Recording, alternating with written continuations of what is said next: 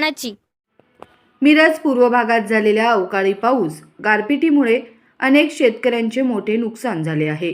मोठ्या प्रमाणात गारपीट झाल्याने शेतकऱ्यांच्या हातातोंडाला आलेली पिके उद्ध्वस्त झाली आहेत। या पार्श्वभूमीवर मिरज पंचायत समितीचे सदस्य विष्णू पाटील यांनी मल्लेवाडीतील नुकसानग्रस्त भागांना भेटी दिल्या। क्षणाचाही विलंब न लावता शेतकऱ्यांच्या बांधावरून अधिकाऱ्यांना फोन केले व लवकरात लवकर नुकसानग्रस्त शेतकऱ्यांचा पंचनामा करावा अशी मागणी केली। तलाठी सोनाली खोत, महसूल सहाय्यक सकटे यांनी सकाळपासून गावातील नुकसानग्रस्त शेतकऱ्यांना भेटी दिल्या। यावेळी बेडकचे बाळासाहेब खरमाटे, सुनील पाटील, मल्लेवाडीमधील प्रगतशील शेतकरी पोपट तेरदाळे, विश्वासदादा पाटील, विशाल शिंदे, ज्ञानेश्वर साळुंके, मनोज पवार आदी शेतकरी उपस्थित होते।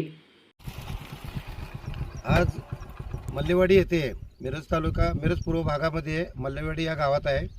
काल नुकत्याच झालेल्या गारपीटमुळे शेतकरी मुळात अडचणीत असताना त्यात युद्ध चालू असताना शेतकऱ्याचा माल इथून जात नाही आहे। शेतकरी संकटात असताना त्यामध्ये निसर्गाने ह्या शेतकऱ्यावरती घाला घातलेला आहे।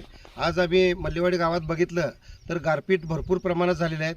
माळवा असेल म्हणजे भाजीपाला असेल, ऊस, द्राक्षबाग आणि फळबागांचे मोठ्या प्रमाणात नुकसान झालेलं आहे। आज आम्ही मल्लेवाडी गावात बऱ्याच ठिकाणी फिरून बघितलं, शेतकऱ्यांच्या संवाद साधला। या ठिकाणी बघताना आम्हाला दिसून आलं की सर्व पिकांचं इथं बऱ्यापैकी मोठ्या प्रमाणात नुकसान झालेलं आहे।